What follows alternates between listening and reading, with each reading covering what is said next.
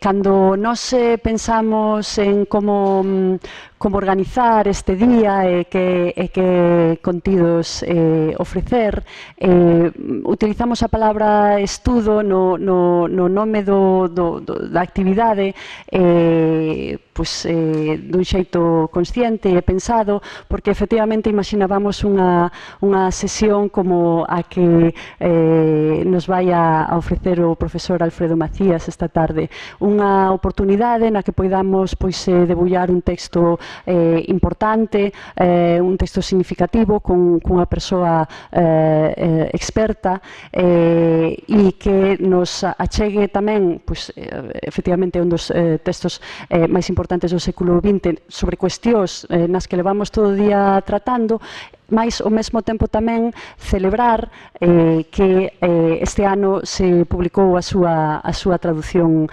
para o galego por parte da editorial Lai o Vento, que, como sabedes, tamén nos acompaña hoxe na nosa xornada, e temos aquí o libro e hai copias fora tamén. Paso, entón, a presentar ao profesor Alfredo Macías, que é doutor pola Universidade Complutense de Madrid e actualmente é profesor titular na área de Historia Económica da Universidade de León. É autor do libro El colapso del capitalismo tecnológico, que se publicou no 2017 na editorial Escolar y Mayo, e ten publicado extensamente sobre cuestións relacionadas cos comuns, coa economía postindustrial, teoría social crítica, etc. E tamén en relación ao texto de Polanyi tamén ten feito unha reseña en formato audiovisual que podedes atopar en YouTube e que queríamos tamén salientar nesta presentación como un recurso máis para esta xornada de estudo. Dar as grazas verdadeiramente a Alfredo por atender o noso convite con moi pouco tempo. Ficamos verdadeiramente en débeda contigo por participar nesta primeira xornada de estudo, Clara Corbelle. Grazas a todas vos por estardes aquí aínda.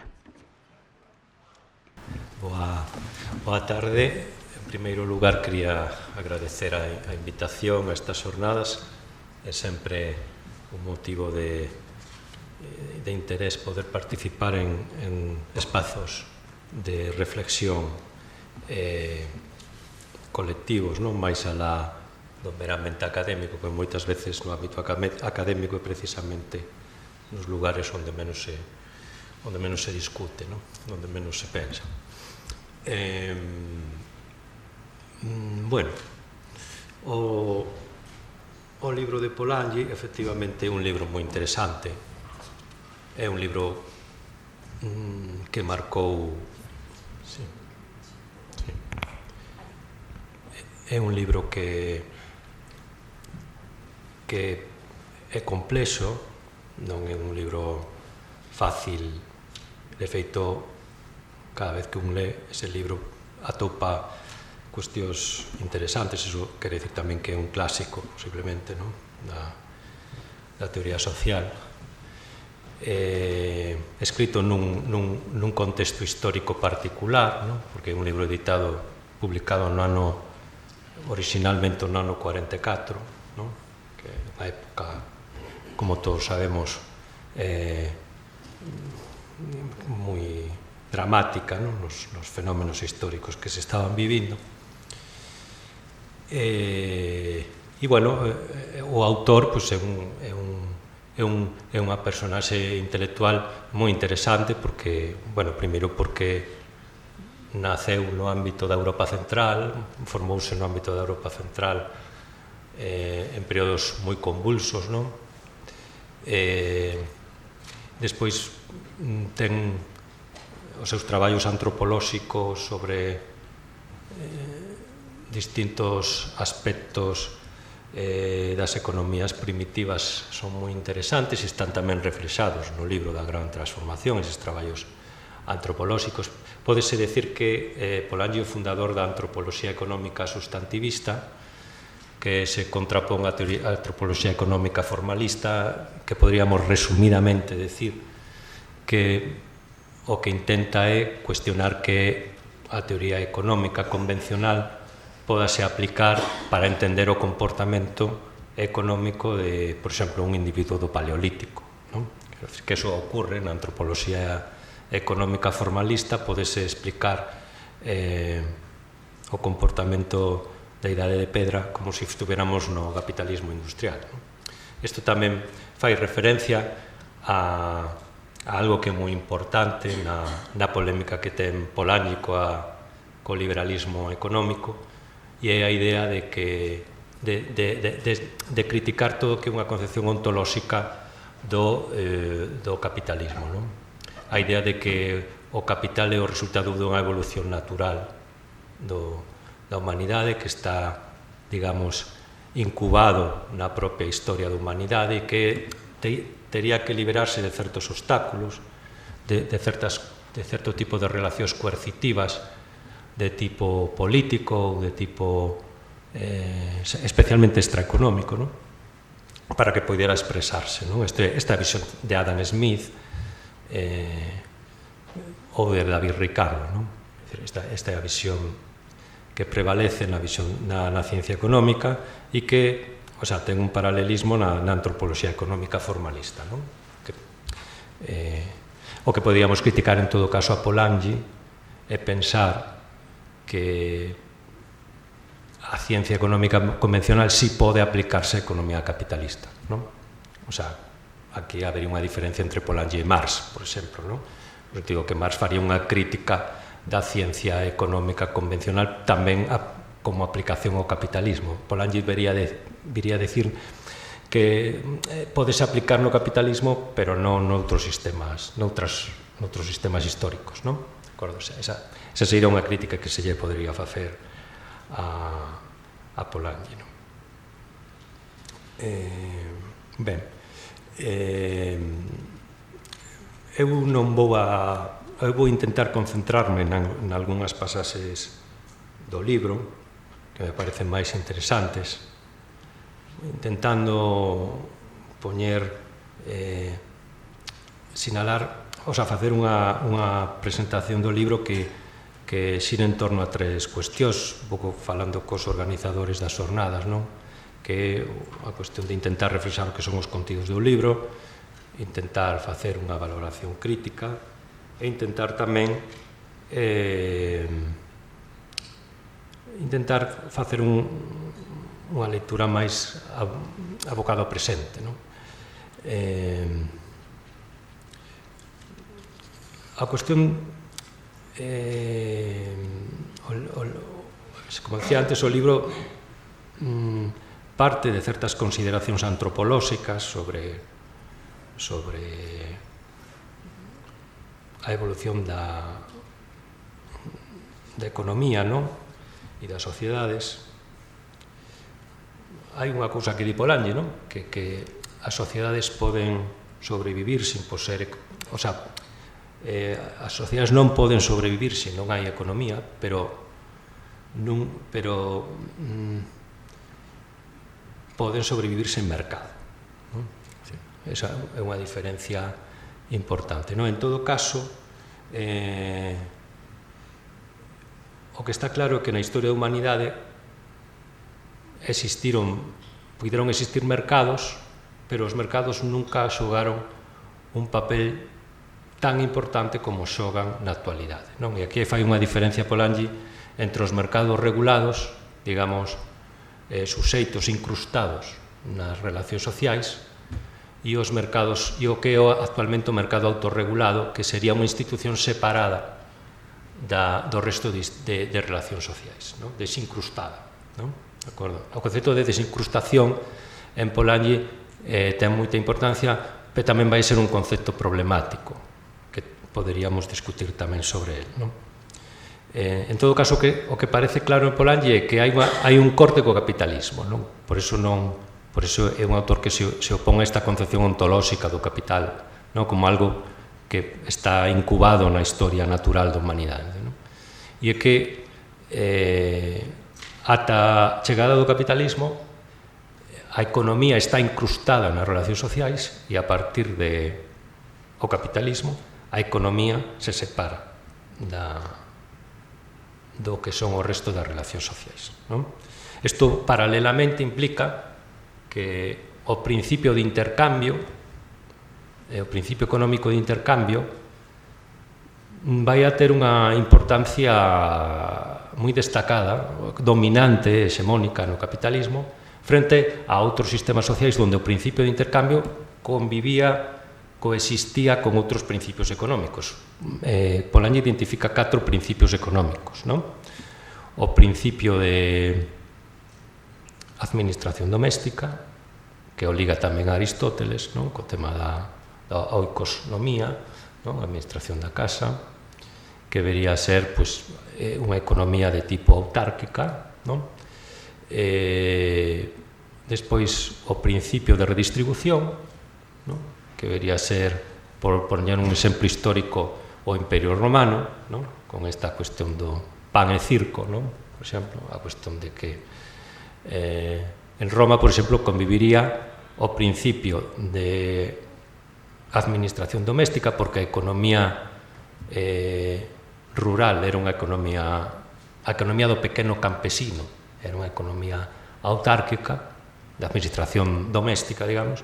Despois estaría o principio de redistribución, que sería o Estado romano, que distribuía, por exemplo, entre a ciudadanía romana, pois, trigo para que comese a xente, porque había moito desemprego, porque había moita xente que vivía en Roma sin ter ningún tipo de forma de subsistir, non? Máis alá do que o Estado lle proporcionaba, non? E, por exemplo, tamén en Roma temos principio de intercambio, decía, había capital mercantil, había capital financiero, que non estaba, que estaba moi desenvolvido. De feito, hai autores que consideran que o capitalismo é posible que nacese, existían condicións para que nacese en Roma, non? Entre outras cousas tamén porque hai unha acumulación primitiva de capital, hai unha desposesión de recursos comuns por parte do patriciado romano, non? Na época da República, moi forte, non? Entón, hai certas condicións, pero, bueno, esa discusión imola deixar porque é máis complexa, pero o que si hai é un principio económico de mercado en Roma, non? Se combinan. O quero dicir que en Roma se combina principio económico de mercado, principio de redistribución, principio de administración doméstica, e os tres coexisten, de acordo? Con tensións, pero os tres coexisten, non? No feudalismo teríamos claramente un principio de administración doméstica, non? Nas cidades poderíamos ter un principio de intercambio e temos unhas monarquías feudais que tamén configuran un principio de redistribución, non? E despois temos o último principio, que é o principio de reciprocidade, non? O principio de reciprocidade vería ser que, por exemplo, estudios antropolóxicos que se fixeron por parte de Malinowski, por exemplo, ao principios do século XX, o tema do Kula, por exemplo, non sei se escoitachedes falar deste tipo de fenómenos no ámbito da Polinesia, ou no caso do Plotas, que nunca me sabe esta palabra, no caso de Norteamérica, son fenómenos estudiados, por exemplo, por Marcel Mauss, donde é unha economía do don, unha economía do regalo, non? As sociedades se relacionan entre sí a través de regalos, non a través de comercio, non? O que pasa que nós hoxe día reducimos a economía do don ás relacións familiares e ás amistades, non? Nos facemos regalos entre as persoas que nos próximas, pero precisamente na época antiga era ao revés. Os regalos se facían aos descoñecidos, porque era a maneira de evitar a guerra, tamén, de alguma maneira, non? O sea, era completamente ao revés que agora, non? O sea, agora os regalos son para os próximos, pero nas épocas prehistóricas, non? Pois os regalos facíanse precisamente ao contrario, o que non coñecías, non? De acordo? Entón, hai como 4 principios, pero o que pasaría a partir do capitalismo é que os 3 principios que non son o principio do intercambio irían quedando marxinados. Non quere dicir que o Estado, por exemplo, actual teña certos mecanismos de redistribución, non? Por exemplo, pero está totalmente subordinado ao principio de intercambio que xoga un papel hexemónico. E, ademais, hai un cambio na natureza dos mercados. Os mercados que funcionan ata a chegada do capitalismo son mercados regulados. O sea, son mercados que están controlados por institucións sociais. Por exemplo, o mercado gremial medieval é un mercado regulado polos gremios, onde están os prezos administrados, está a calidade administrada dos produtos, está todo reglamentado, non? E tamén está a propia escala salarial, a propia escalafón dos distintos niveis na xerarquía profesional, non? Desde que o mestre, o oficial, o aprendiz, non? Todo isto. O que pasa na época mercantilista, a partir do século XVI, é que ese tipo de mercados regulados se expanden a través da monarquía absoluta, o absolutismo, que o que fai é que crea un mercado regulado a nivel estatal, non? De acordo? Pero a natureza do mercado sigue sendo regulado. Co capitalismo aparece un mercado autorregulado. O mecanismo de prezos goberna automáticamente o mecanismo económico e a asignación de recursos se produce a través do sistema de prezos, non? Que ten que funcionar libremente, non? E isto vai ligado tamén a unha aparición de tres mercaderías ficticias, non? Que Polanyi considera que son ficticias. Unha é o traballo, e outra é a terra, e outra é o diñeiro, non? Di que son ficticias porque ningunha destas tres foi creada para ser vendida no mercado, non? Hai un proceso que ten incluso carácter violento, non? De constitución de mercado de terras a través dos cercamentos, e xa veremos agora tamén de como se constitue o mercado de traballo, que leva a isto, non? Que leva a unha constitución en mercaderías de este tipo de o que consideraríamos como factores de produción, non? Nunha lenguaxe así económica. O que pasa é que Polanyi considera que históricamente os mercados non tenden a expansión. O sea, esta idea do liberalismo económico, de que os mercados eran algo que estaba circunscrito estaba restringido polas relacións sociais, polas institucións sociais de carácter extraeconómico, Polanyi cree que non son históricamente moi... O sea, esa visión non é históricamente moi acertada, non? Que hai unha concepción exagerada da importancia dos mercados no discurso liberal, non? Históricamente, non? Pero, sobre todo, o importante é considerar que o mercado non ten unha expansión natural, non ten unha propensión natural á expansión. Esta idea fundamental de Polanyi, non? Digamos que na Idade Media había mercados de longa distancia, non? Como que se unían a economía, o sea, que non estaban separados da economía, que había como puntos de intersección, como podían ser as feiras, ou podían ser os portos, non? Pero que non había, que o mercado non estaba, que funcionaba desde o exterior da economía, non estaba insertado no interior do que é o funcionamento do sistema económico medieval, non? E, por outro lado, había uns mercados locais que tiñan unha repercusión moi limitada na administración doméstica das economías campesinas, non? Digamos que había unha civilización urbana medieval de tipo gremial que estaba moi protexida no ámbito das cidades, con unhas regulacións moi estrictas, pero a vez esas regulacións funcionaban como un mecanismo anti-expansión. Ese tipo de economía non podía traspasar as fronteiras da cidade. O campo movíase cun principio de administración doméstica, non? E ademais estes mercados, tanto os de longa distancia como os mercados locais de tipo urbano, eran mercados que non eran concurrenciais, non había competitividade neles.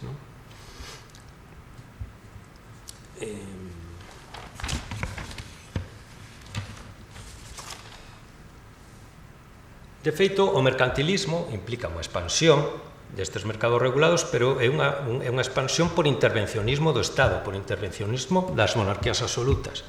Non é un resultado da expansión natural, máis ben é que os mercados e a regulación se desenvolven conxuntamente. No mercantilismo, e isto, Polanyi insiste moito en diferenciar o período mercantilista do período capitalista. O período do século XVI, o século XVIII, do período que ven despois. Porque vai a decir que na época mercantilista o sistema económico continúa incrustado na estrutura social.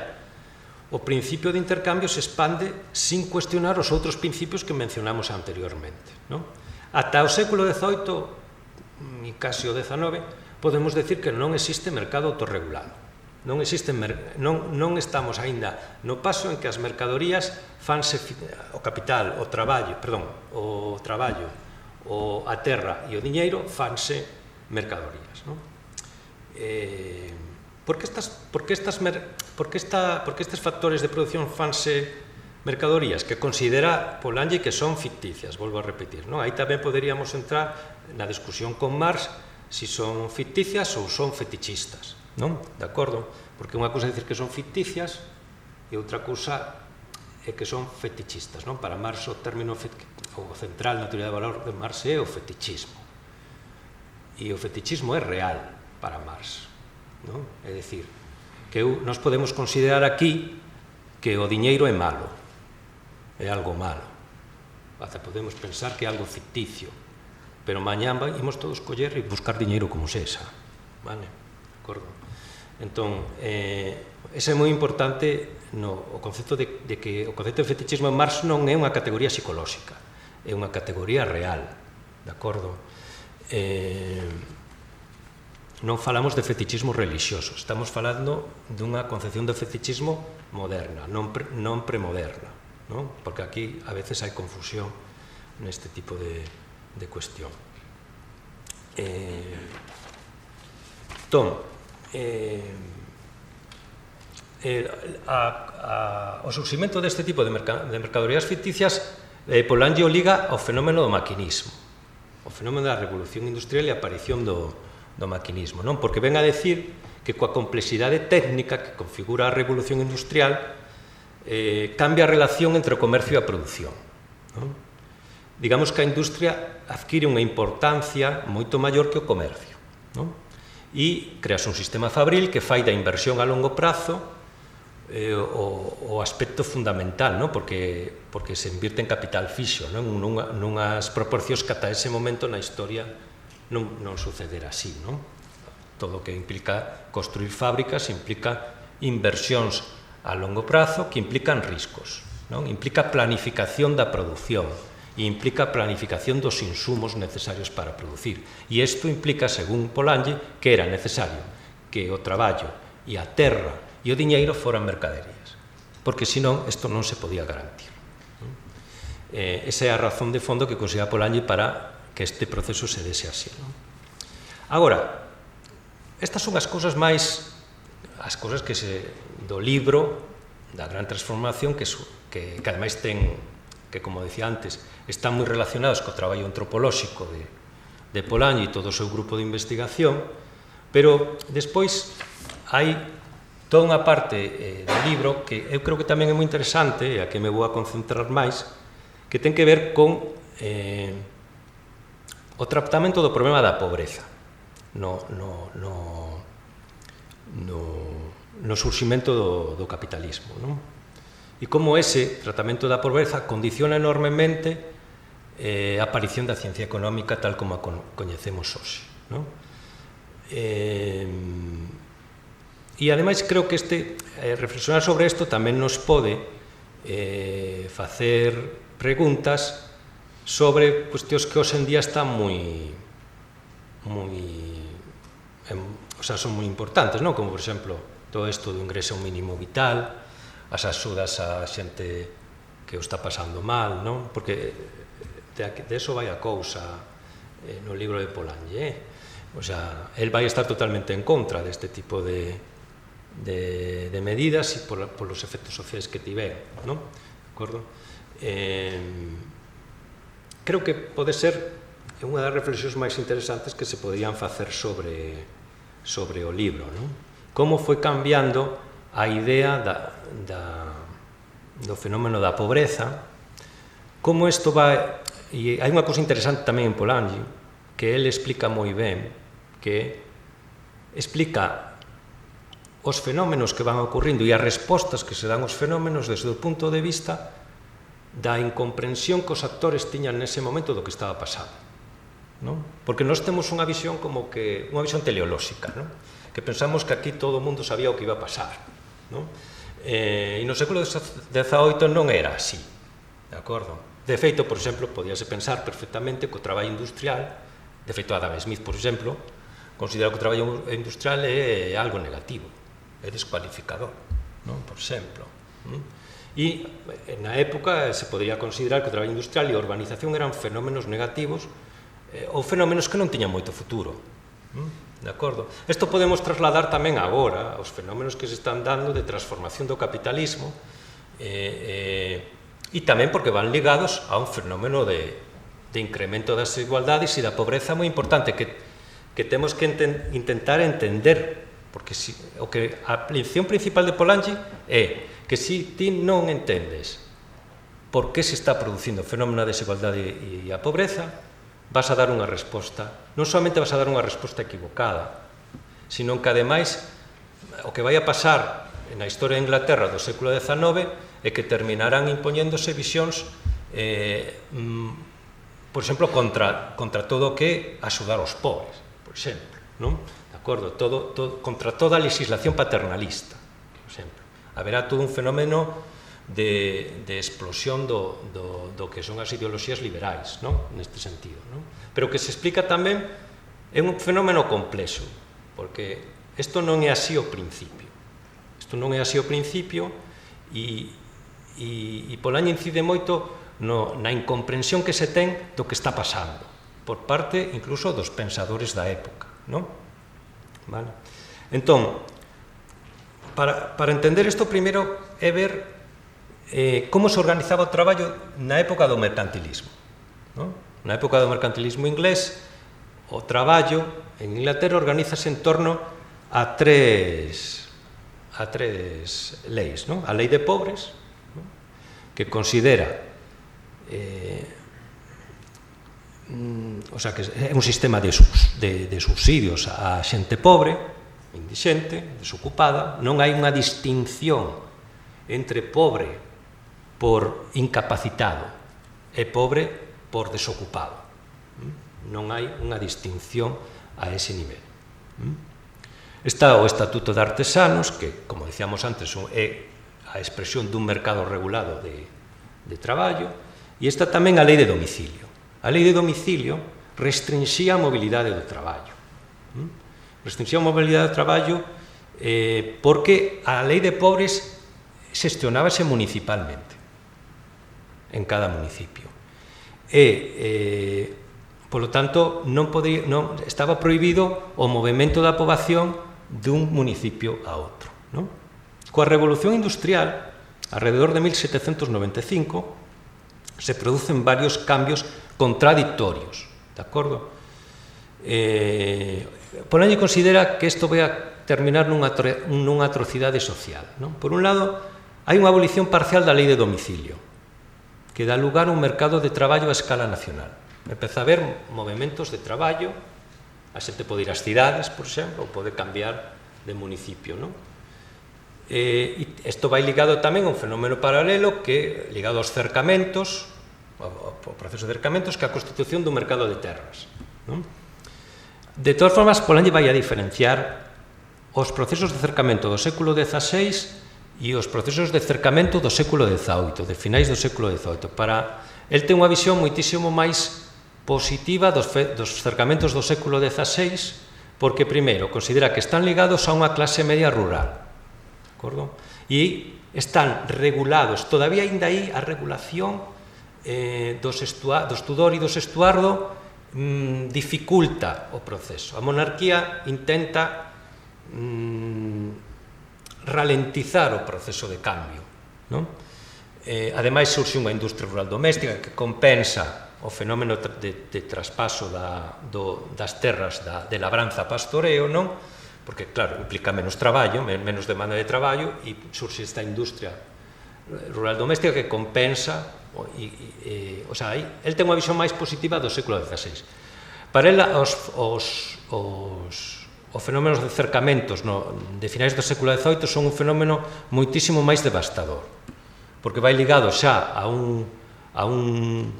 unha élite empresarial de tipo mercantil e agraria, que o que vai facer é, digamos, agudizar moi claramente os fenómenos de pauperización e de desigualdade no campo inglés, non? Entón, van ter un efecto devastador, non?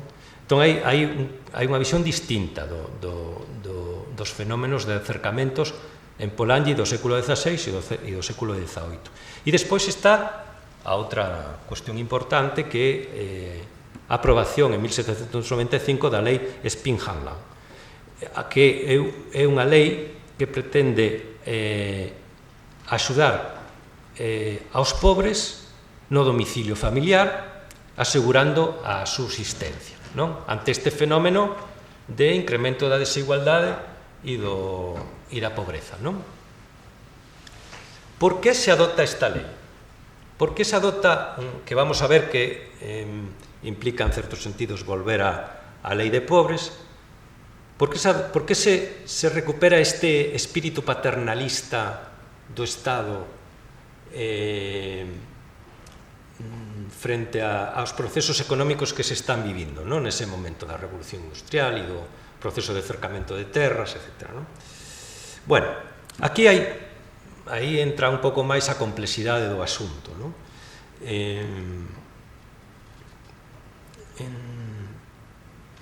Os ingleses temían varias cuestións. Primeiro, se pensaba que a expansión do comercio exterior tería un carácter irregular, non? É unha época do boom do comercio exterior ligado á aparición da industria manufactureira, especialmente a industria textil, e se considera que é un fenómeno irregular, que o que vai a pasar é que non se confía para nada en esta expansión do comercio exterior como algo permanente e en constante aumento. Se considera que chegará un momento en que esa expansión se acabará, non? Entón, eso provocará un incremento sustancial da pobreza rural na fase de retroceso, non? Porque moita da xente que estaba traballando nas cidades quedará desocupada e volverá ao campo, non? Entón, digamos que hai unha visión negativa do fenómeno de expansión económica que se está dando en Inglaterra neste momento, porque se considera que o coste social do desemprego urbano, cando esa expansión termine, van a pagar as zonas rurais, non? E isto tamén ligado a outra cousa que os ingleses desconfiaban bastante, que era do fenómeno de industrialización e do fenómeno de urbanización. Se consideraba que o traballo urbano industrial carecía de futuro. Non había grandes esperanzas en que eso realmente significara o futuro da sociedade inglesa, non?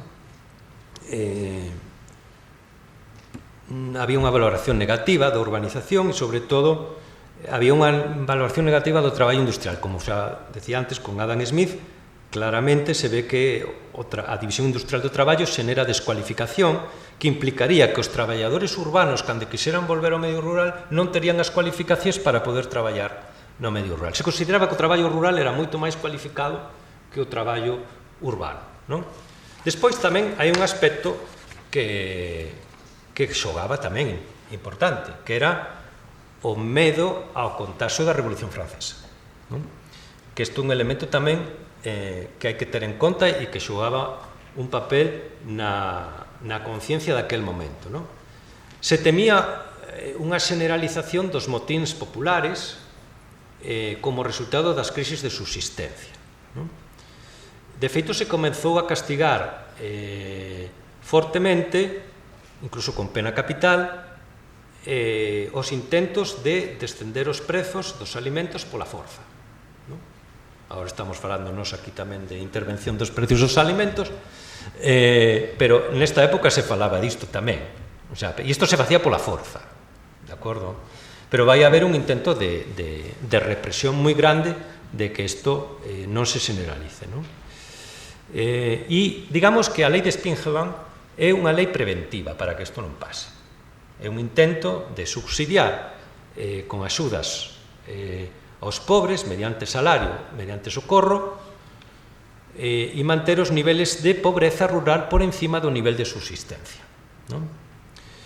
Se considera que era a maneira de evitar que se generalizaran as revoltas sociais, non?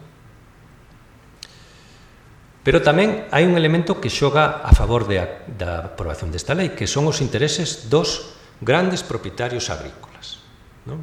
Os grandes propietarios agrícolas necesitan construir unha barreira para que os traballadores do medio rural non pasen a traballar ás fábricas. Non teñen capacidade de facer frente á competitividade da economía industrial. Entón, isto vai moi ligado despois á discusión da lei de granos de Ricardo, non? O sea, a cuestión de como se utiliza o comercio exterior tras as guerras napoleónicas para manter a taxa de beneficio no ámbito do medio rural artificialmente elevada, non? Que despois acabará coa derogación da lei de granos, que é a clave para entender por que Inglaterra se industrializa, non? Pero esta lei tamén é moi importante, a lei Spingelman, porque esta lei permite subsidiar os salarios rurais e permite aos grandes terratenentes e aos grandes propietarios agrícolas competir coa industria, de acordo? Lles permite seguir pagando uns salarios baixos, non? Para poder e evitar desta maneira, con este complemento de subsidio, se permite establecer un mercado de traballo competitivo co mercado industrial. Acordádevos que estamos falando que a lei de domicilio está derogada, non? Entón xa se está constituindo un mercado de traballo nacional. Por lo tanto, en boa medida estes subsidios aos pobres é unha maneira de evitar que o medio rural quede sin oferta de traballo, digamos, non? De acordo? Entón, xoga un papel moi importante. Os subsidios aos pobres efectivamente axudan aos pobres, pero axudan máis aos grandes propietarios de terra, de acordo?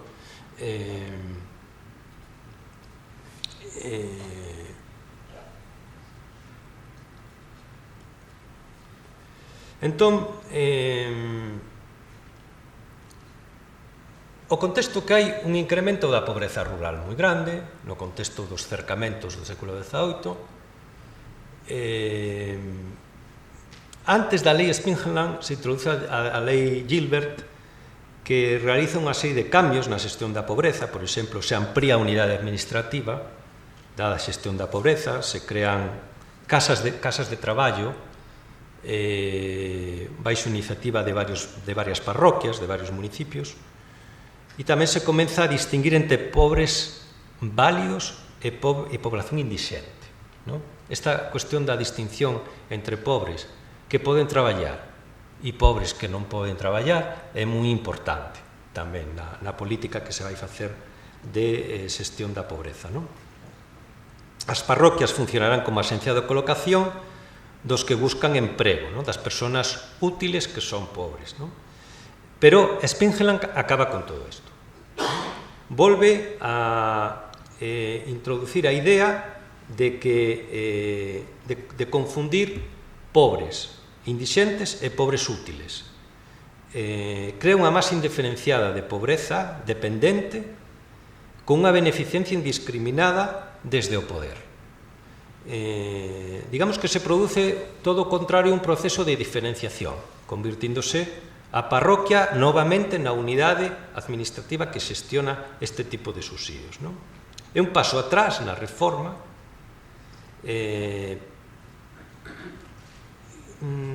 que está moi vinculado ao fenómeno de polarización social que se está producindo nas últimas décadas do século XVIII.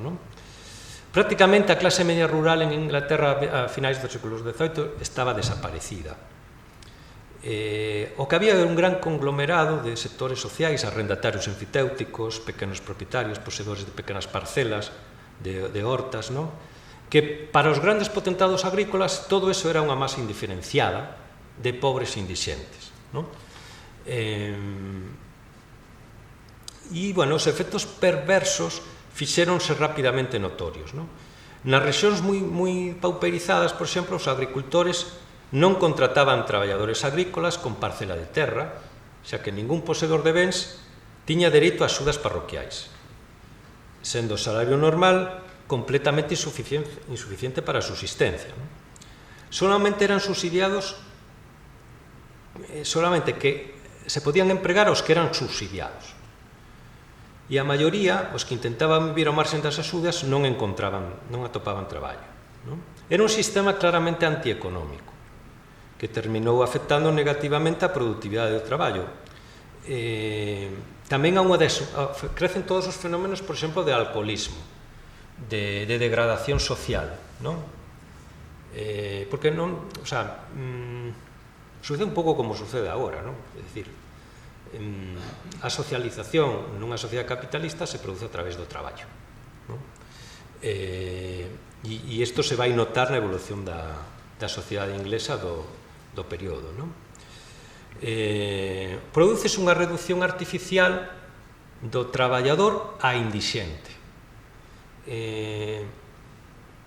Digamos que a lei de Spingeland o que di Polanyi é que se convirte nun fenómeno que destrúe as bases potenciais para fundar a sociedade capitalista. Porque a sociedade capitalista, digamos que non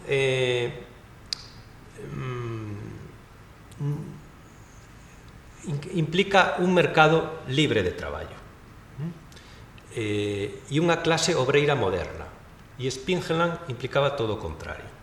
De acordo? E isto tamén, ten que ver coa idea esta de Marx de que o capital é unha relación social, non é unha cousa, de acordo? E entón implicaba a necesidade de construir unha clase obreira moderna que non se vai facer ata que este tipo de paternalismo reaccionario foi abolida no contexto do século XIX. En realidade, se trata dun paternalismo que o que estaba facendo é unha resistencia á conversión da forza de traballo en mercadoría, a través destes mecanismos de protección. E vai haber unha reforma radical no século XIX que cambiará todo isto, como a propia abolición da lei de granos, que levará precisamente á constitución dunha sociedade liberal cun mercado autorregulado. Pero que o capitalismo neste momento ten o que nos está dicindo Polanyi tamén é que o nacemento do capitalismo é un fenómeno complexo, e o fenómeno de constitución dun mercado autorregulado é un fenómeno complexo, onde hai diferentes sectores en contraposición. Os terratenentes e os grandes propietarios agrícolas teñen uns intereses, a burguesía industrial ten outros. Isto dá lugar tamén a faccións políticas que defenden uns tipos de programa, outros outro tipo de programa, pero é un fenómeno suxeito a tensións e a contradicións moi fortes. Por iso tamén que todo o que pasou non ten nada que ver cunha visión teleolóxica onde, digamos, que as mentes máis clarividentes tiñan xa pensado o que iba a pasar. Non é así.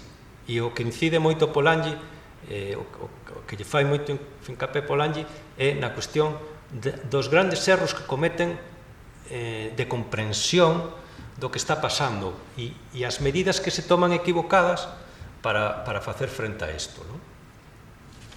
E despois a outra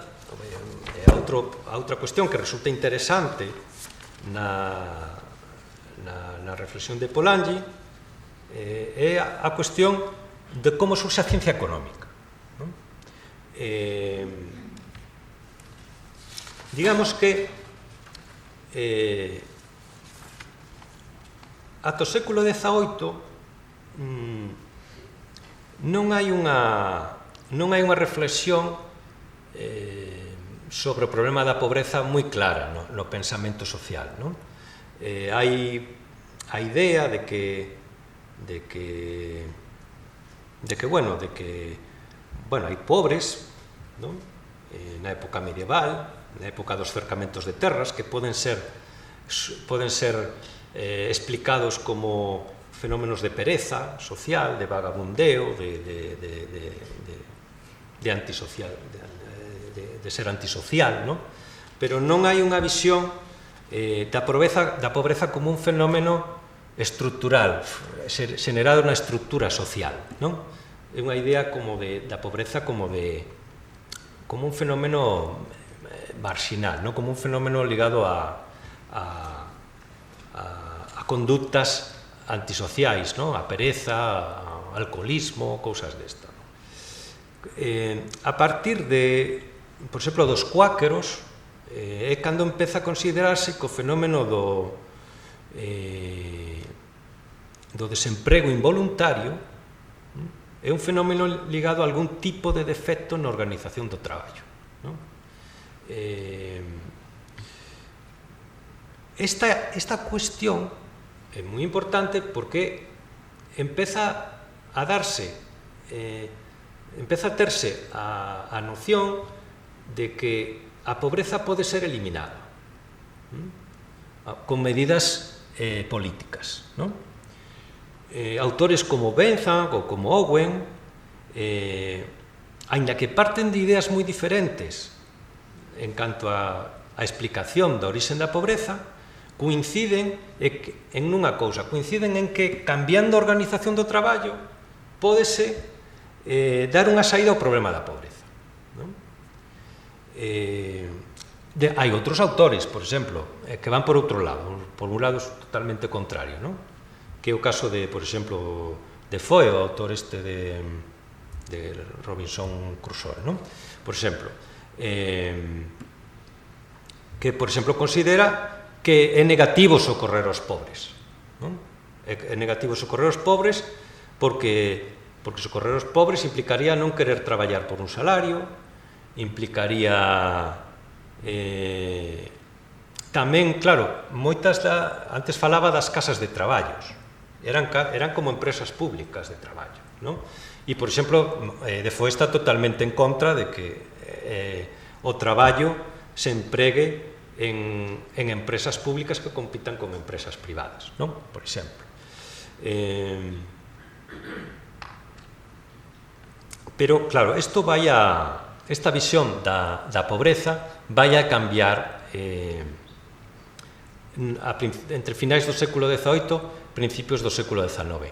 Hai unha explosión da pobreza, como estamos dicindo, co fenómeno dos cercamentos, co fenómeno da revolución industrial, dos cambios que se están dando coa creación dun mercado nacional de traballo.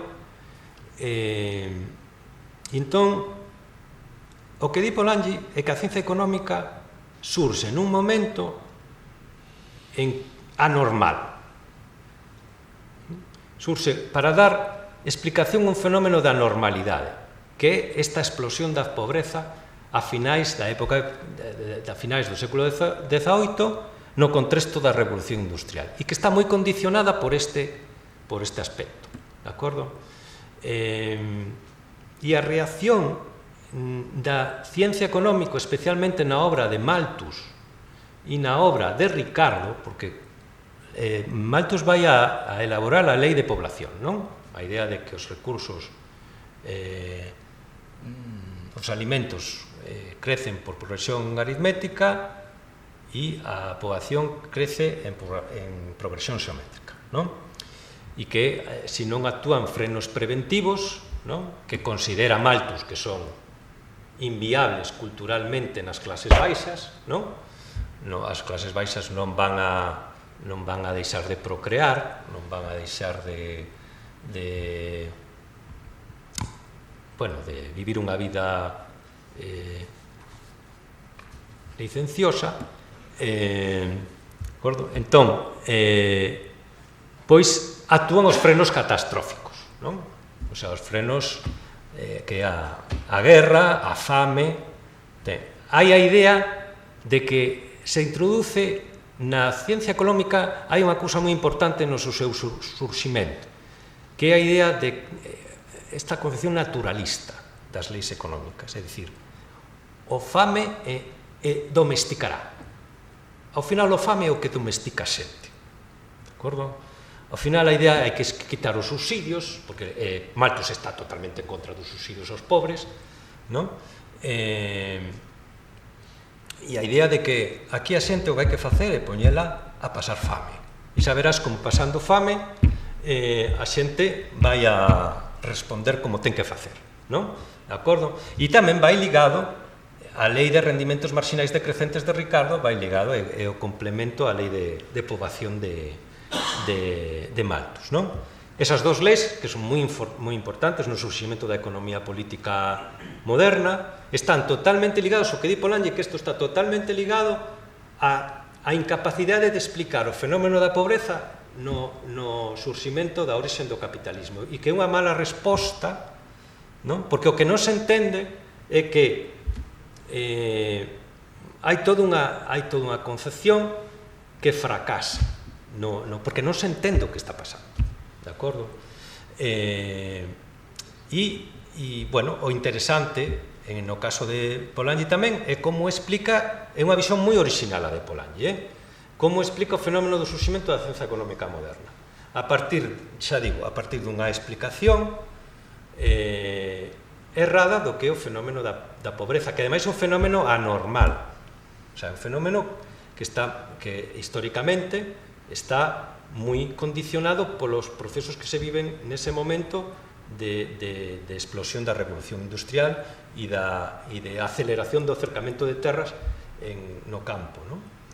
E despois, creo que para terminar, non sei canto tempo levo, non sei se vou ben ou non, 10 minutiños, vou entrar un pouco no que poderían ser as críticas ao enfoque de Polanyi, non? Unha xa dixen antes, que parece importante, é considerar que a ciencia económica para Polanyi, a ciencia económica convencional, podería ser aplicable a unha economía cun mercado autorregulado, non? E que non se podría aplicar a outro tipo de sociedades, pero digamos que el considera que sí se podría aplicar a unha economía onde o mercado fora autorregulado, non? Despois, o problema de Polanyi, e aquí entraríamos máis xa posiblemente en unha discusión máis problemática, é certo que Polanyi ten unha cosa moi importante polo seu traballo antropolóxico, non? Que non hai, e o fai interesante actualmente na discusión de teoría social, por eso tamén se recupera moito a Polanyi, porque non introduce a priori etnocéntricos na súa visión da visión da economía, non? Isto é moi importante en Polanyi, é unha cosa que hai que rescatar claramente do libro, non? Porque claramente o libro está fundamentado nunha visión antropolóxica, non?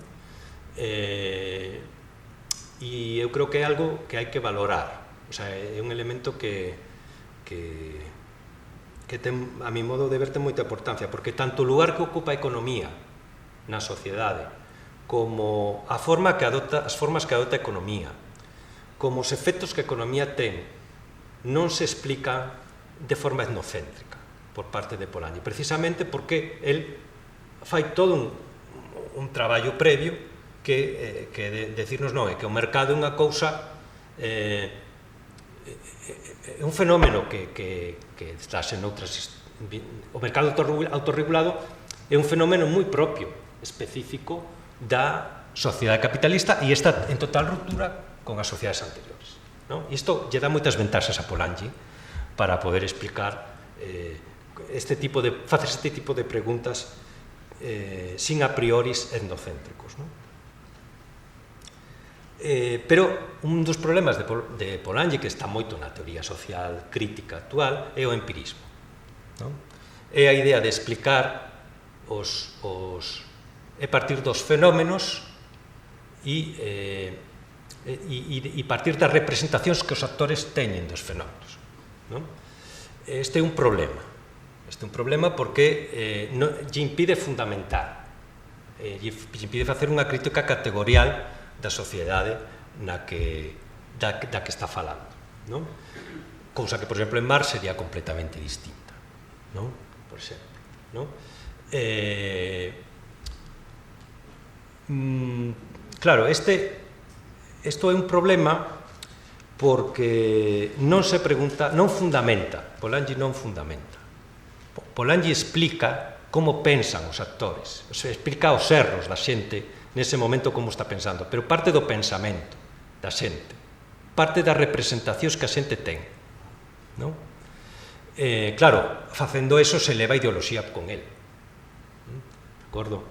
A ideoloxía non é soamente un encubrimento da realidade. A ideoloxía tamén nace do suelo da realidade. De acordo? E entón, isto implica que para Polanyi é moi difícil preguntarse polas causas polos mecanismos de transformación dunha forma social a outra, por exemplo. As explicacións son contingentes.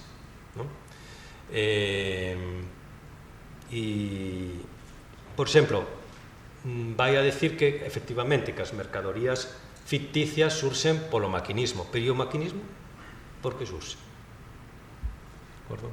Entón, o sistema fabril por que surxe? Entón, hai un problema de fundamentación. Isto non é un problema de Polanyi solo, este é un problema da teoría social crítica en xeral actualmente. Se parte sempre das fragmentacións e as separacións que o sistema xenera e se toma os actores e os suxeitos de esa maneira. Entón, isto realmente impide fundamentar, impide facer unha crítica categorial da sociedade que se pretende cuestionar.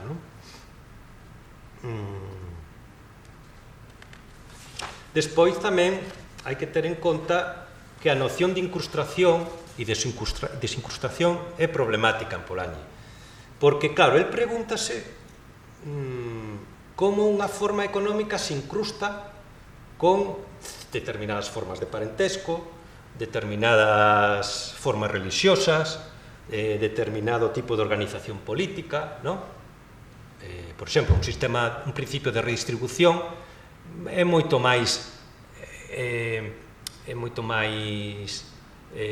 está moito máis ligado, por exemplo, a unha forma imperial, por poñer un exemplo, Imperio Romano, por exemplo.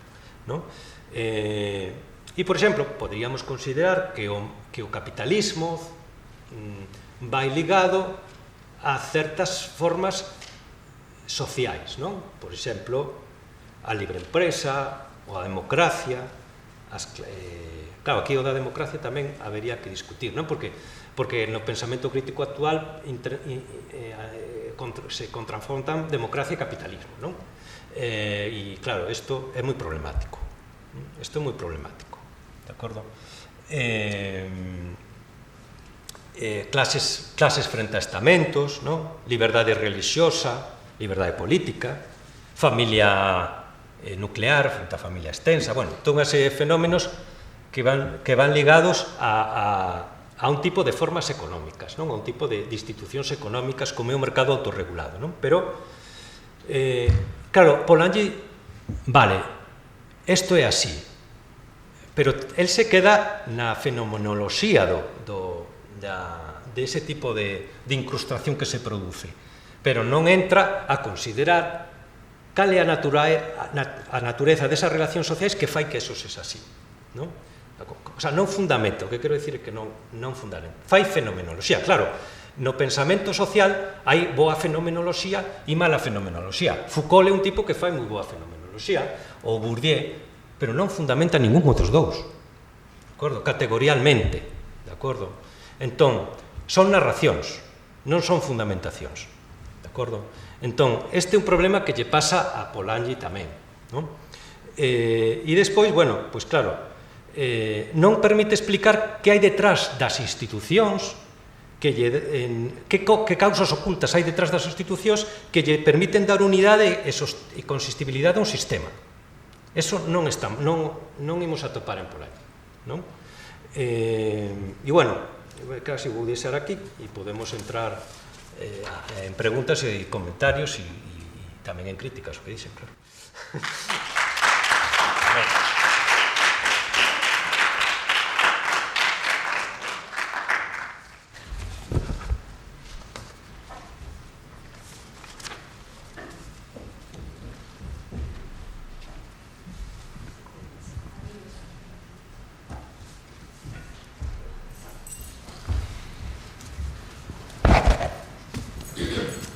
Hola, bueno, parabéns pola charla.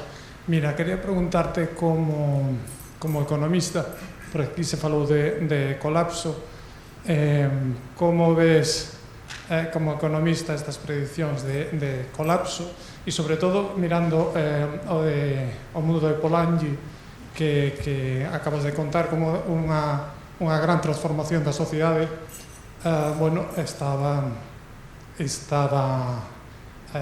sucedendo ao tempo necesariamente co colapso das formas antiguas desa sociedade, creando pobreza, creando desigualdade, e agora tamén parece que tamén unhas condiciones distintas, pero que están producindo procesos similares, un proceso de desigualdade, tamén no medio de unha transformación, e aparece tamén a figura de novo dun colapso que se ve cara adiante, parece que non cara atrás, non que se proxecta. Entón, quería saber un pouco como, además, creo que escribiches algún libro, polo menos no título leva algo do colapso. Bueno, pues nada, eso era.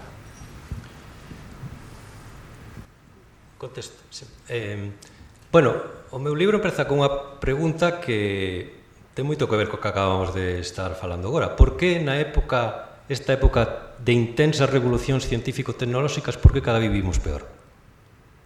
Por que cada vez hai máis desemprego, por que cada vez hai máis desigualdade, por que cada vez hai máis pobreza, por que cada vez hai máis crisis económicas? Por que pasa isto?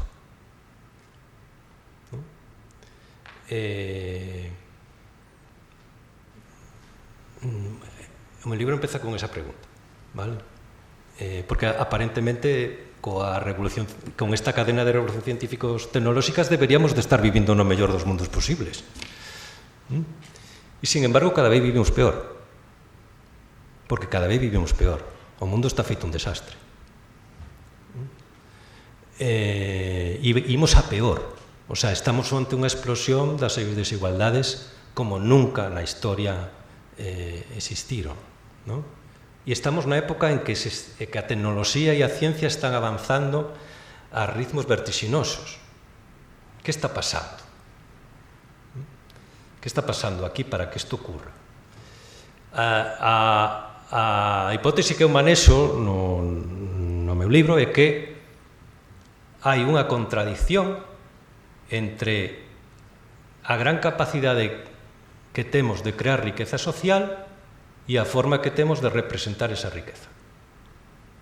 Hai unha gran contradición. A forma de representar a riqueza social é a través do valor. ¿No? E hai un anacronismo desa forma social en relación a inmensa capacidade que temos hoxe, que é cada vez máis común, máis colectiva, máis ligada a poñer en común os recursos, ¿no? O coñecemento, para empezar, ¿no? De acordo? Bueno, eu non son nada optimista, creo todo o contrario, que entramos nunha grande época de catástrofes. e que cada vez será máis. E creo que fala moito dos límites ecolóxicos e dos límites enerxéticos, que son moi importantes, que van xogar un papel decisivo nesta evolución que estamos tendo. Pero que o límite fundamental do capitalismo é o propio capitalismo. É un límite interno, non é un límite externo, non é un límite ligado aos recursos como poden ser as materias primas ou o clima, etc. O principal límite que ten o capitalismo é o propio capital, como forma de representación da riqueza social, a través do diñeiro, que é a forma metaforseada do valor, non? De acordo? Se un explica polo capital, digamos. Isto implica un límite interno. Non quere dicir que o capitalismo poda ser superado como plantesa Negri, por exemplo, non? Que considera casi que é unha evolución que vamos do capitalismo ao poscapitalismo, non, eu creo que o meu libro é toda unha crítica a Negri, o sea, tamén advirto que é toda unha crítica á teoría de Negri de imperio de Commonwealth, o sea, todo o libro está recorrido da crítica a Negri, non? Pero penso que o capitalismo é unha relación social e ten unhas características esa relación social. É unha relación social impersonal, non vai ligada a ningún tipo, o sea, toma personificacións moi diferentes e hai que evitar todo tipo de chivo expiatorio. O capitalismo é unha relación social abstracta. Claro, superar un sistema abstracto é moito máis difícil que superar un sistema concreto. Porque, claro, o escravo e o servo feudal sabe que ten que facer para acabar co feudalismo e o escravismo, que é matar o amo e o señor feudal. Pero, no capitalismo, é un sistema abstracto. O gran drama da Revolución Rusa foi que o capital terminou personificándose no Comité Central do Partido Bolchevique. Aínda que discutían, parecendo que facían o contrario. Pois estamos nunha sociedade fetichista. E non hai que olvidar desto, porque é outra característica da relación social capitalista, é fetichista. Que quere dicir fetichista? Que as cousas gobernan as persoas, non ao revés. Somos instrumentos das cousas. Non é ao revés. O sea, nos imos detrás do diñeiro, non o diñeiro detrás de nós, por poñelo... nos imos correndo detrás do diñeiro, non ao revés. E despois é unha relación automática. É unha relación social automática. Non funciona baixo coerción, como o feudalismo ou o escravismo. Funciona por automatismo.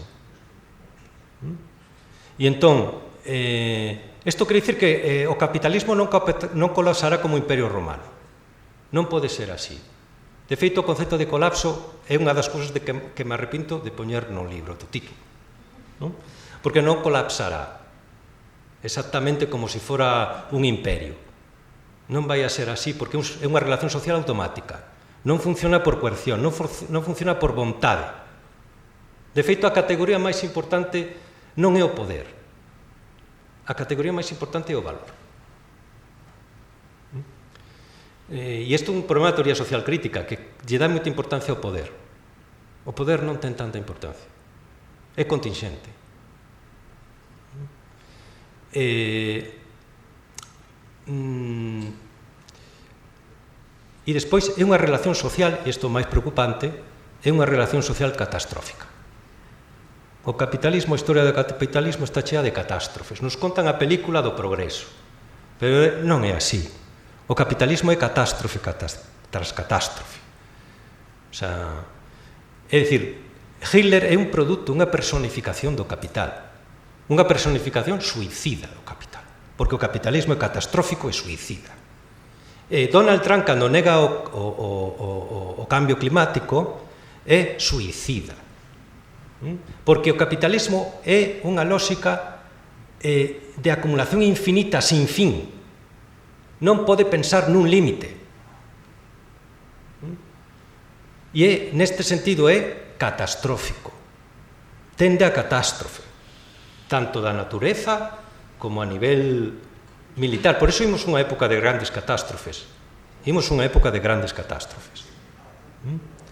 E de guerra jovesiana. ¿No? De acordo? Pero hai que entender que o capital é unha relación social automática, impersonal, fetichista, abstracta e catastrófica. Eu poría estes apelidos como relación social. Se isto non se entende, dificilmente unha teoría crítica pode... Porque a pregunta máis importante para a política hoxe en día é dar unha resposta a unha pregunta que aparentemente é moi sinxela. Que é o capital? As grandes dramas históricos do século XX están totalmente relacionados con responder mal a esta pregunta. O capital non é unha cousa que se xestiona políticamente. O capital é unha relación social, automática. Cando a esquerda pretende xestionar o capital, fracasa. Convírtese nunha marioneta do capital, porque é unha relación fetichista. E estamos permanentemente nese tipo de erro. Non é posible xestionar políticamente o capital. Non é posible. Porque non é unha relación social basada na vontade, basada non é personal. De acordo? Se non entendemos isto, é moi complicado facer frente ao que temos por diante, que é algo moi desastroso. De acordo?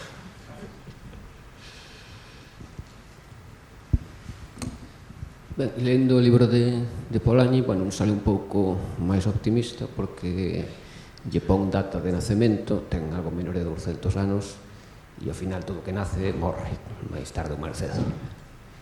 Non sei de que maneira, se colapsando ou non. Eu queria che preguntar pola lei esta de Stinghamland de 1795, que lle chamaban a lei do direito a vivir, que Polanyi critica moito, di que ao final claro, era un subsidio para a pobreza, pero que conseguiu o efecto contrario de crear unha bolsa maior de pobreza. Eu non sei se isto é así ou se é unha apreciación de Polanyi. E que parecidos lle toparías con a renda básica universal que propoñen a esquerda como Unidas Podemos, por exemplo, hoxe en día? E se esta visión catastrófica deste tipo de paternalismos lle chamache reaccionario, pero ao mesmo tempo anticapitalista que frenaba o capitalismo, se lle pode aplicar tamén a renda mínima universal de hoxe en día. A ver, o sea, eu creo que poderemos considerar analogías, pero tamén diferencias, ¿no? Porque a lei de Stinghamland surxe dos sectores máis reaccionarios da sociedade inglesa, non é un produto dos sindicatos e dos partidos de esquerda, non? O sea, surxe desde o ámbito máis reaccionario surxe desde o ámbito do que é a sociedade tradicional inglesa que non pode competir con o capitalismo industrial, ¿no? Que está nacendo na constitución dun mercado nacional de traballo, nun proceso de liberalización do mercado de traballo, ¿no? Creo que hai algunhas cousas que en todo caso reflexiona Polanyi, porque é certo, ten unha visión moi negativa da lei, ¿no? Que nos podería alertar de cousas que poderían pasar agora, ¿no? É dicir, el lle dá moita importancia aos efectos contraproducentes no tecido social a nivel de autoestima da xente, por exemplo, o sea, de que desta permanente recurso ao subsidio implicou un deterioro da dignidade humana. El fala de dignidade, de pérdida de dignidade humana, non? Lle dá moita importancia a este aspecto Polanyi no libro, a meu modo de ver, lle dá moita importancia. Non sei ata que punto podemos facer un paralelismo entre eso e o que está pasando agora. Non sei hasta que punto. A ver, por un lado decía que as iniciativas hoxe en día de renda básica non que habería que distinguir entre o que ingreso mínimo vital agora e o que se considera a renda básica. Son cousas que non teñen nada que ver. Pero por exemplo, ata que, claro, é o que decía antes, a sociedade capitalista se socializa, a socialización a través do traballo. A xente que queda fora dese proceso e queda pois sobrevivindo a través dun subsidio, como socializa? Como accede a determinados niveles de dignidade humana, de recoñecimento de estima como persoa?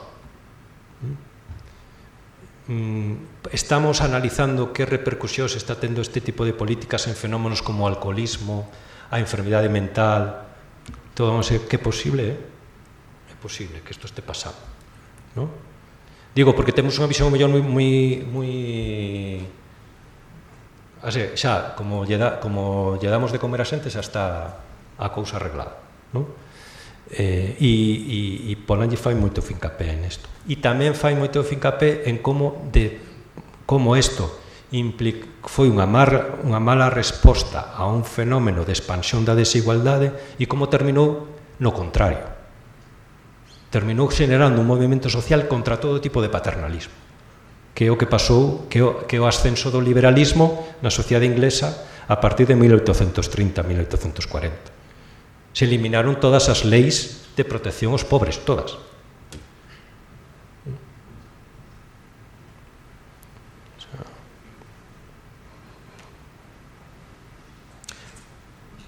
Quero dicir que ao mellor dentro duns meses temos un goberno con un partido de extrema dereita no poder e que di que aquí hai que limpiar todo isto.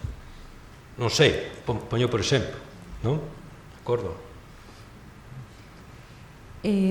Alfredo, para a xente que estamos a pensar os procesos aínda contemporáneos, non, de desposuimento do comunal, pois que aquí na Galiza aínda se observa no continuado proceso, non, de desposesión dos montes comunais, dos montes veciñais, esas formas de posesión, o fruto dos nosos montes, e acudimos, pois, obviamente, aos pensadores clásicos neste tema e lemos a Marx, e lemos a Federici, David Harvey, etc. Un texto como de Polanyi que trata este tema, obviamente, dun xeito históricamente tamén moi situado, que nos podería achegar para analizarmos este proceso no momento contemporáneo, toda vez que é obvio que coa continuidade dese proceso, aínda bastante agresiva no contexto galego, non se está buscando necesariamente o empobrecimento, non? Pois porque xa non existe esa sociedade tradicional rural que efectivamente mantiña o monte e se beneficiaba tamén del. Como podemos entender este proceso contemporáneo tamén o mellor a través do texto que hoxe nos explicas? A ver, Polanyi no capítulo, especialmente no capítulo terceiro e no capítulo terceiro, fala de todo este proceso de desposesión. El non ten unha visión, el ten unha visión máis matizada, non? O sea, digamos que el non cuestiona tanto o contido do proceso como o ritmo do proceso. El está a favor das políticas de ralentización do Estuardo e do Tudor e digamos que critica o proceso posterior, non? Pero di que é máis importante que hai unha das cousas que di Polanyi é que nun proceso de cambio é máis importante o ritmo que o sentido do cambio. Por exemplo, eu non estou de acordo, pero Polanyi plantexa eso, que é máis importante o ritmo do cambio que o sentido do cambio. E entón, por exemplo, el defende as políticas de ralentización da monarquía inglesa. Claro, el non entra na análise do proceso de acumulación originaria, a importancia do proceso de acumulación originaria para a constitución do capitalismo. El non entra neso. Por eso ten que ver con isto de non fundamentar. Dicir, o proceso de desposesión de bens comuns ten unha importancia fundamental na orixen do capitalismo. Isto, el non analiza o fenómeno así, non? Por iso tampouco lle dá importancia, lle dá máis importancia ao ritmo que ao sentido do cambio, non? De acordo? Claro, despois, todo isto é unha discusión teóricamente complexa, toda a cuestión de que papel xoga a desposesión de comuns nun proceso de xurdimento dun sistema como o capitalismo, non? E que sentido ten actualmente, se podemos ler, como fai Harvey, podemos facer unha analoxía entre o proceso de desposesión, o proceso de acumulación primitiva, tal como analiza Marx no Capital, ligado ao fenómeno dos cercamentos, como clave para entender o surximento de relacións sociais de tipo capitalista, co fenómeno de desposesión que vivimos actualmente. Eu non estou a favor de analoxía que establece Harvey, porque creo que o proceso que analiza Marx finalmente o que analiza Marx é o que está analizando é o fenómeno de produción de proletarios, desvincular o campesinado dos medios de produción para constituílos en forza de traballo libre.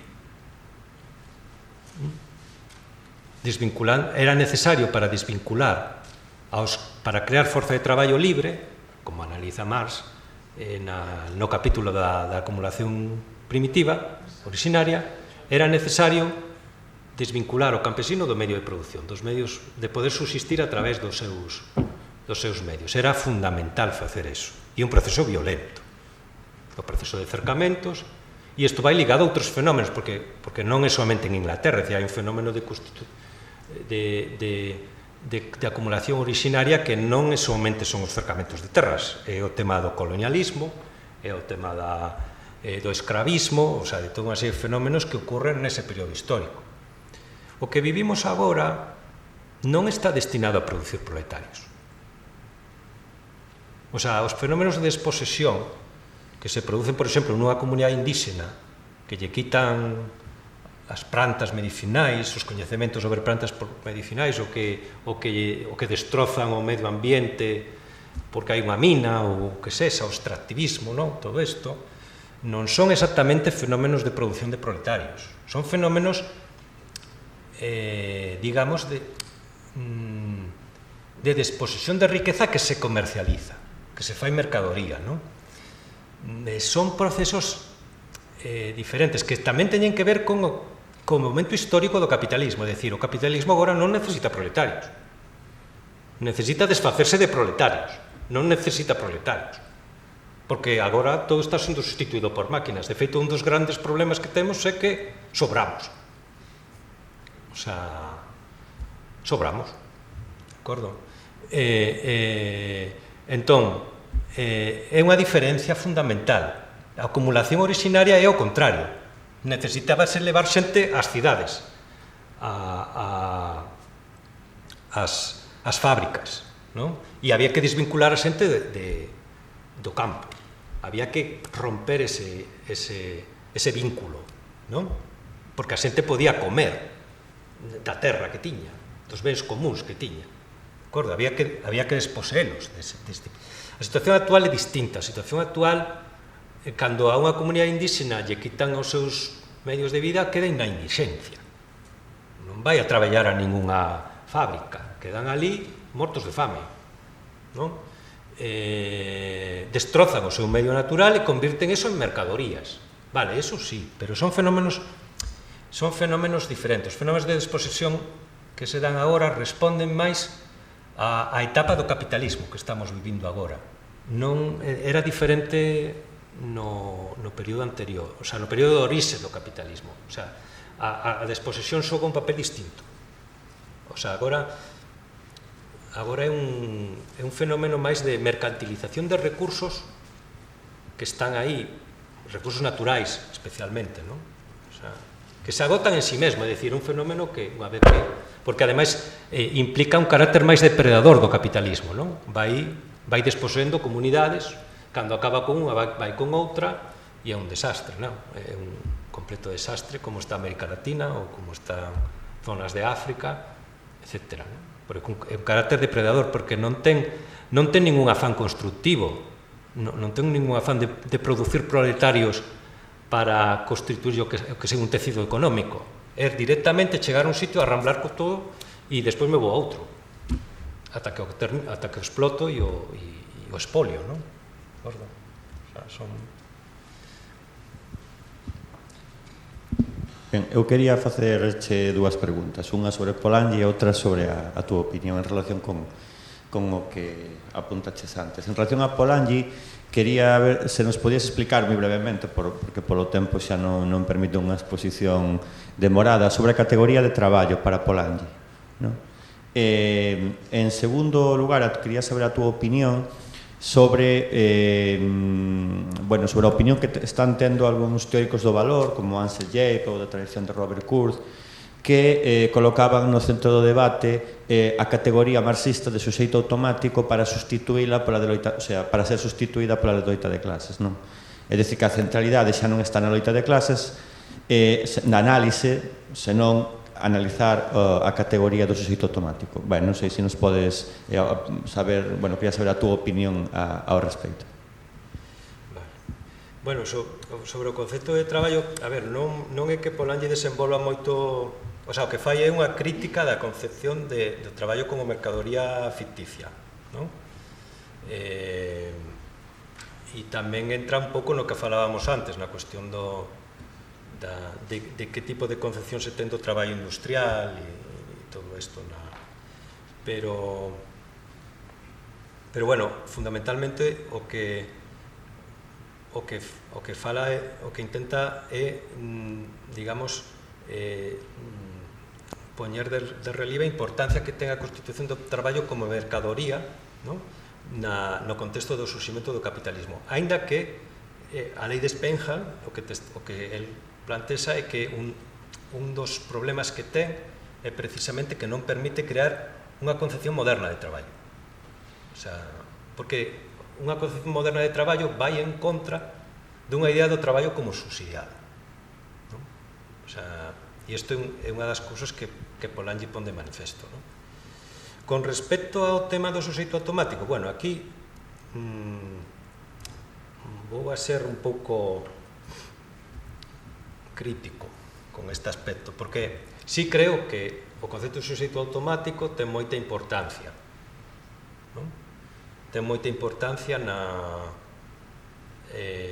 teoría do valor, pero Kurz e Jape cometen, a meu modo de ver, un erro, que é darlle un carácter unilateral ao concepto de suxeito automático. É dicir, para Kurz e para Jape, o traballo humano é exclusivamente capital variable.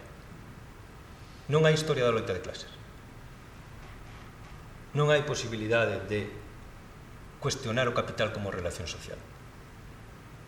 E consideran, ao final, que o capital é puramente un suxeito automático, omnipotente. Por eso son colapsistas, no fondo. Porque non consideran que pode haber unha... Hai que ser dialéctico, digamos, non? Nesto, é dicir, vale, o capital ten que ver co concepto de subsunción tamén, co capítulo 6 que analiza Marx, este problema da subsunción, non? É dicir, o capital, o traballo, efectivamente, no capitalismo transformase en capital variable a través dun proceso de subsunción, non? E efectivamente é capital, o sea, estaríamos ante un proceso de integración do traballo na relación social capitalista e, polo tanto, claramente aí teríamos un suxeito automático. Non hai posibilidades de contrapoñerse a eso. É a pura lógica do capital como relación social que arrasa con todo. Pero é unha relación social contradictoria, basada en intereses contrapostos. E, polo tanto, sempre existe a posibilidade, para Marx sempre existe a posibilidade, de que o traballo poda contrapoñerse. O sea, sempre existe a posibilidade da loita de clases. Para eso, para Kurzil-Jappe non existe.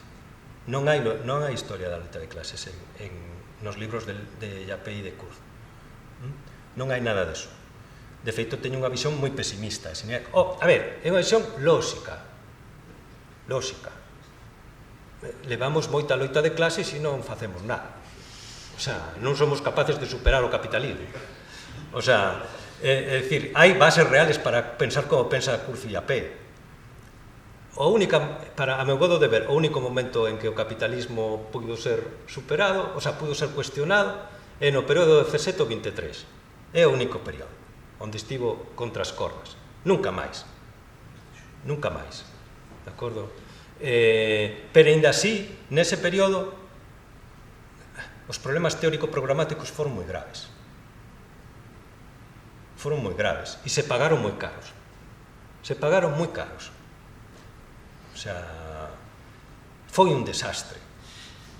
A Revolución Rusa foi un desastre, foi unha traxedia. Condicionou completamente a evolución do pensamento crítico, nunha dirección completamente, non vou a decir, vale? Pero é un desastre.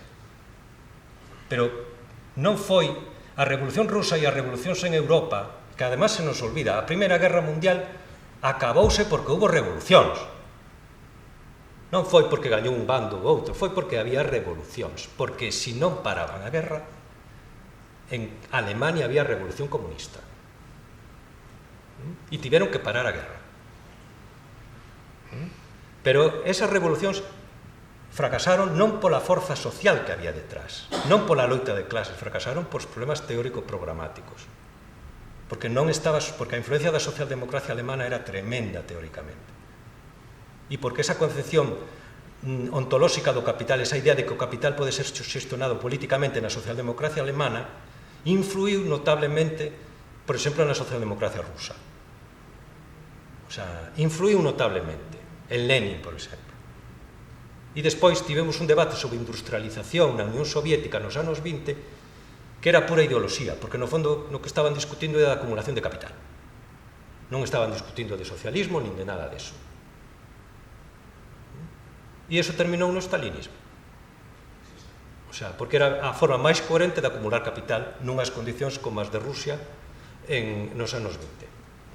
E nun contexto de guerra, de que se viña unha guerra mundial en cernes. De acordo? Entón, e claro, a categoría de suxeito automático está ben, pero creo que habería que facerlle esa crítica a Kurzil-Jappe, que non se pode ser tan unilateral, ¿no? Tampouco se pode ir a un outro lado, é dicir, tampouco podemos ir a outro lado, pensar que loitar contra o capitalismo é pura militancia activista, o sea, pero o problema de Kurzil-Jappe a mi modo de ver ese. Eu cando lín o libro de Polanyi hai bastante tempo, a min a idea esa de desincrustación da economía e da sociedade me parecera moi suxestiva, non? E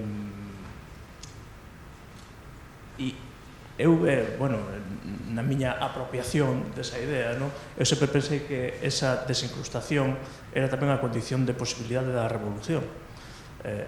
Aparte, eu creo que en Polanyi está tamén isto, non? Eu creo que ele falaba dunha especie de doble movimento de que a economía se desincrusta, pero a sociedade reacciona e se defende, non? Como dixen na miña apropiación desa idea de desincrustación, eu creo que nesa separación está a condición de posibilidade de revolución. Por qué? Porque esa desincrustación é ao mesmo tempo unha forma de separación da sociedade ou da reproducción cultural, social, sentido común, expectativas, etc., da lógica reproductiva do capital. Entón, para contrastar como ves tú, podríase dicir que agora sociedade e economía están incrustadas, pero non porque a economía se adapte á lógica social, sino porque a sociedade está totalmente metida na economía. Entón, eu analizo que ahora que non hai precisamente separación. E ao non haber separación, a posibilidade revolucionaria se reduce, non? Entón, e aquí agora enlazo co que eu non lín o teu libro, non sei o que, pero bueno, polo que comentaches, non? O capitalismo como relación social automática. Eu non sei se tú, na túa visión, porque claro, aquí en Polanyi había un momento político, como un momento de reacción da sociedade, non? Frente á desecustración. Eu non sei se tú, no teu libro, elaboras un momento político, ou se esa reproducción automática do capital, que ao mesmo tempo dis que non colapsará, vai ser unha maquinaria eterna, na medida en que non vai a ter unha sociedade externa a él que o poda correxir ou combater, pero tampouco vai colapsar, porque o mecanismo automático, según che entendí, non? Entón, a miña, por xa sustanciar a pregunta, é como interpretas tú o momento político frente a esa maquinaria que tú dis que é unha relación abstracta que se autorreproduce, non? Si entendí ben. Onde nos agarramos para o momento político? É complicado, non? Pero porque aquí estamos ante o problema de que efectivamente unha relación social automática somos capital variable, non? E por outro lado, a única posibilidade de cuestionar isto é que cuestionemos a relación social. É dicir, o comunismo é a única posibilidade. E o comunismo é un movimento histórico. Sempre vai haber comunistas, sempre. Marx é resultado dun movimento histórico. Non é un produto ideolóxico, é un movimento histórico. O comunismo é un movimento histórico. Vai haber sempre necesidade da xente de opoñerse á relación social capitalista, por cuestións meramente de supervivencia. E se xa deixamos de reaccionar por problemas de supervivencia, entón xa estamos... xa somos puramente suxeito automático ligados a un proceso catastrófico, non? Pero é o que intento... A ver, o que non creo que se esa saída, o que non ven a saída, eu creo, é por buscar anclases ontolóxicos por fora, non? Aí está moi de moda a teoría decolonial, por exemplo, non? Entón, por exemplo, considero que non é o camiño. O sea, non é o camiño porque buscamos ontoloxías como externas a esa relación social, como vendo mundos de vida que poden ser subalternos, que poden darnos unha base, non? Creo que o camiño non ven por aí. Creo que é un fracaso. O sea, tamén un fracaso os intentos de xestionar o capital políticamente, non? Que en este país tiveron nesta última década moito empuxe, non? Podemos e todas estas cousas. Tampouco creo que esa sexa a vía. É un debate. O sea, eu non podo... É un momento histórico, entón tampouco é unha cousa que un individuo poda resolver. É a propia sociedade que ten que buscar o camiño tamén, non? E o buscará. Porque nós vamos a unhas catástrofes tremendas. E a xente vai a ter que buscar, vai a ter que contrapoñerse a esta relación social automática e catastrófica, vai ter que facelo, porque senón vai morrer. Entón, isto vai a ter que pasar. Xa veremos como. Pero, e hai outra cousa que tamén me parece que non vai por aí, que é o que máis critico eu no libro, non? Eu non entro na teoría decolonial, estou traballando neso, agora estou traballando no tema da crítica á teoría decolonial.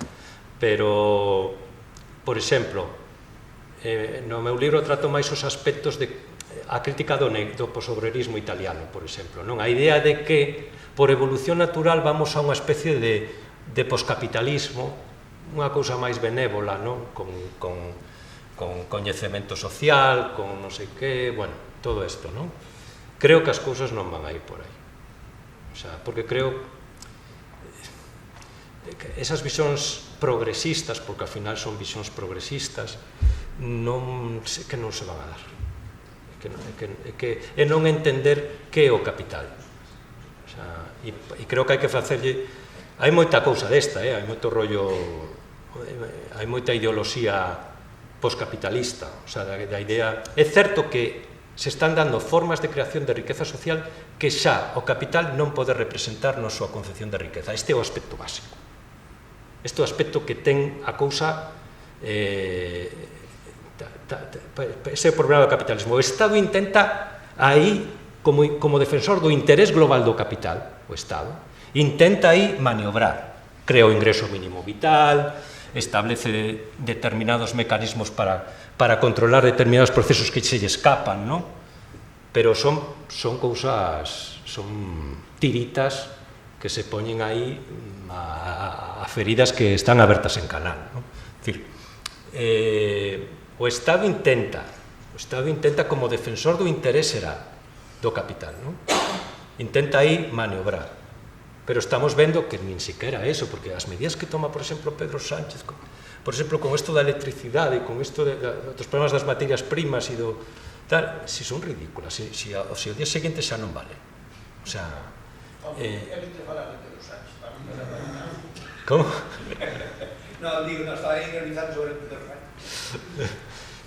Entón, está claro que o sea, pues o goberno actual mostra claramente a impotencia de xestionar políticamente o capital e máis nun marco nacional que é absurdo, o sea, coa que os problemas que temos agora sobrepasan as fronteiras nacionais dunha maneira total, non? O sea, son problemas globais, non? Só quería dicir unha cousa para rematar, só unha cousa que se me acaba de ocurrir. A metáfora de Benjamin que fala do tren, non?